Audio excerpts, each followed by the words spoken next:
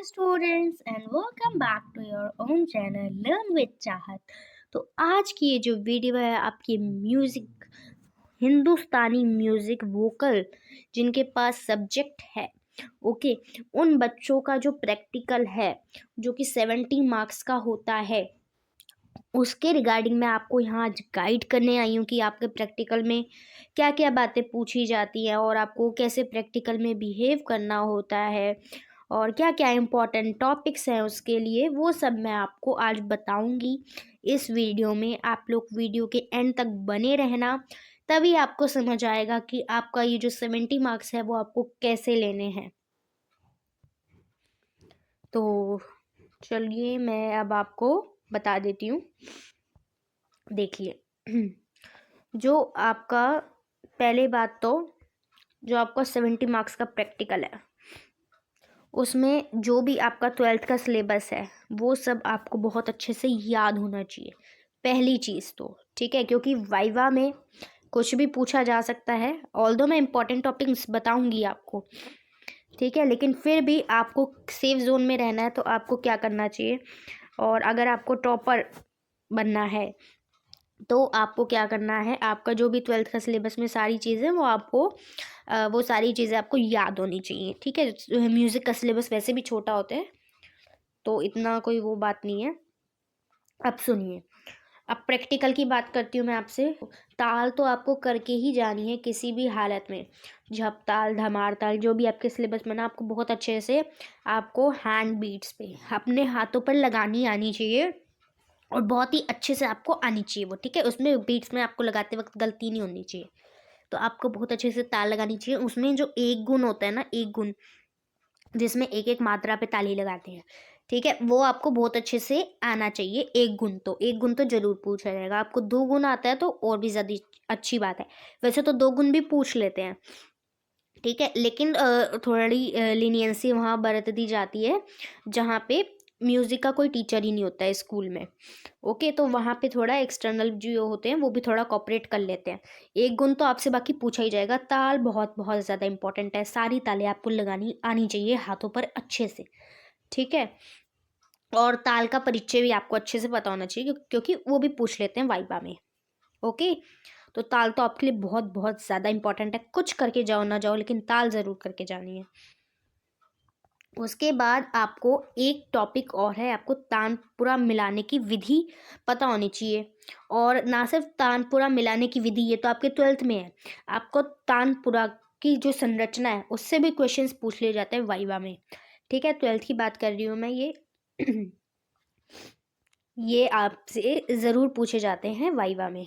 ठीक है, तो एक तो तानपुरा मिलाने की विधि और उसकी संरचना को भी थोड़ा देख लेना, वो वाइवा में पूछ लिया जाता है। ये इंपॉर्टेंट टॉपिक्स हैं वाइवा के लिए। और राग का परिचय, ये भी बहुत ज़्यादा इंपॉर्टेंट है। राग का परिचय आपको पता होना चाहिए कि कौन से राग को कौन से समय पे गाया जाता है, उनका थाट क्या होता है। ठीक है ना, वो सब आपको पता होना चाहिए। और सारी उसमें कोमल स्वर, शुद्ध स्वर जो हैं वो सब आपको अच्छे से पता होना चाहिए। पूरा राग परिचय आपको उनका अच्छे से पता होना चाहिए। छोटा ख्याल बड़ा ख्याल भी पता है तो अच्छी बात है, नहीं तो कोई बात नहीं। मतलब जो थोड़ा जिनके नहीं होता म्यूज़िक टीचर, वहाँ पे थोड़ा लीनियंसी बरत दी जाती है। ठीक है, बाकी जो मैं अभी बेसिक बेसिक आपको बातें बता रही हूँ ना, उनको आप बिल्कुल अपने दिमाग में बिठाते जाइए, ये आपको ज़रूर ध्यान में रखनी है। और हाँ, आपको क्या करना है, आपको भजन ज़रूर तैयार करना है। भजन, एक डिवोशनल सॉन्ग आपको ज़रूर तैयार करना है। ओके, जो आपका मेन जो है ना, मेन आपके ना मार्क्स यहीं से बनेंगे। आपकी आवाज़ बहुत अच्छी है तो बहुत अच्छी बात है, तब तो आपके 70 आउट ऑफ 70 लेने से आपको कोई रोक नहीं सकता। अगर आप एक मतलब अगर आप भजन भी बहुत अच्छे से कर रहे हो तो, ये थोड़ा थोड़ा अगर इनमें अगर आप थोड़े कच्चे भी रह गए तो अगर आप भजन बहुत अच्छे से कर रहे हो तो आपको, हाँ, मतलब 68-70 तक मिलने की उम्मीद है आपको। ओके, तो इतना तो आपको भजन तो इतने अच्छे से करके जाना है ना, बस इसको अपना एक वो बना लो। ठीक है, बहुत अच्छे से ये चीज़ करनी है भजन वाली तो आपको।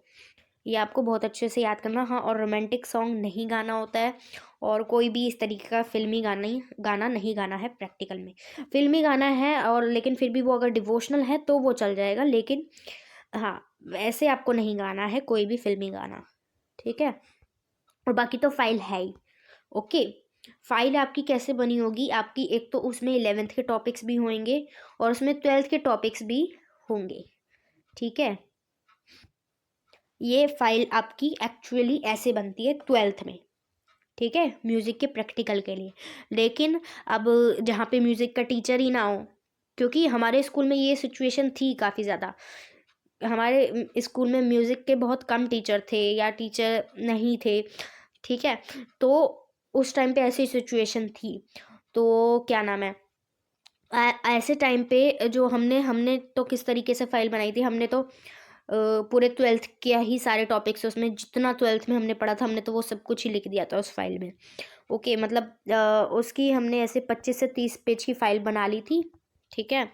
और मतलब थोड़ा अच्छा सा लिख दिया था उसमें, ये सब कर दिया था। और इतना डेकोरेटिव भी नहीं बनाना होता, देखो मैंने तो नहीं बनाया था इतना डेकोरेटिव, और मतलब बहुत ज़्यादा सिंपल भी नहीं रखा था, साफ़ सुथरा और मतलब क्लीन, सब कुछ अच्छे सा प्रेजेंटेबल मैनर में मैंने तो सब कुछ उसमें किया था, ठीक है। तो आप भी उस तरीके से कीजिए, ऐसा नहीं है कि डेकोरेशन नहीं करोगे तो मार्क्स कट जाएंगे। सिंपल सोवर होता है तो भी अच्छा लगता है। और लेकिन बनने का जो एक्चुअल तरीका होता है वो कैसे होता है, तो आपको 11th और 12th के टॉपिक मिक्स करके बनानी होती है फाइल, ठीक है। तो यही है मेन बातें तो म्यूज़िक के प्रैक्टिकल के लिए। बाकी आपको कुछ भी करोगे ना तो आपको डरना नहीं है, स्पेशली भजन गाते वक्त बहुत बच्चे डर जाते हैं क्योंकि स्टेज फियर होता है, तो ये आपको उस टाइम पे सामने नहीं लाना है वरना आपके मार्क्स हट जाते हैं। और बाकी मैं आपको बता दूं कि म्यूज़िक के प्रैक्टिकल में 65 से कम मार्क्स किसी भी बच्चे को नहीं दिए जाते हैं, ओके, क्योंकि म्यूज़िक एक ऐसा सब्जेक्ट है जिसमें बहुत अच्छे मार्क्स बच्चे ले जाते हैं। अब ये मानो कि अगर बच्चे ने सोचो अगर उसने 65 मार्क्स यहाँ स्कोर कर लिए, 65 मतलब उसने बहुत ही वैसा प्रैक्टिकल दिया होगा, आप यूँ सोचो कि उसने बहुत ही थोड़ा डाउन प्रैक्टिकल दिया होगा, तो उसके 65 मार्क्स आ गए। अब उसने क्या किया, 30 में से वो 20 मार्क्स ले आया रिटर्न पेपर में, तो ऐसे में उसके 85 मार्क्स तो यूँ ही बन गए। तो डिस्टिंक्शन वाला सब्जेक्ट है, ठीक है, बच्चे बहुत अच्छे मार्क्स इसमें गेन करते हैं। ये बाकी यही आप टॉपिक्स अच्छे से करके जाइए, यही आपका पूरा बेस बनेगा इसमें, ठीक है। ये आपका पूरा बेस बनेगा म्यूज़िक के प्रैक्टिकल के लिए। ये सारी बातें अगर आप ध्यान रखते हैं तो आपका म्यूज़िक का प्रैक्टिकल बहुत अच्छा जाएगा। सिर्फ आपको इन टॉपिक्स पे बहुत अच्छे से मेहनत करनी है, ओके। बाकी आप किसी उस पर इतना मत जाइए, अगर आप पूरा सिलेबस भी नहीं याद कर पा रहे हैं म्यूज़िक का तो भी कोई बात नहीं, ठीक है। इन चीज़ों को कर जाइए, म्यूज़िक का प्रैक्टिकल बहुत अच्छा जाएगा आपका, ओके स्टूडेंट्स। तो वीडियो में बस इतना ही था, और वीडियो कैसी लगी आप मुझे कमेंट सेक्शन में ज़रूर बताना।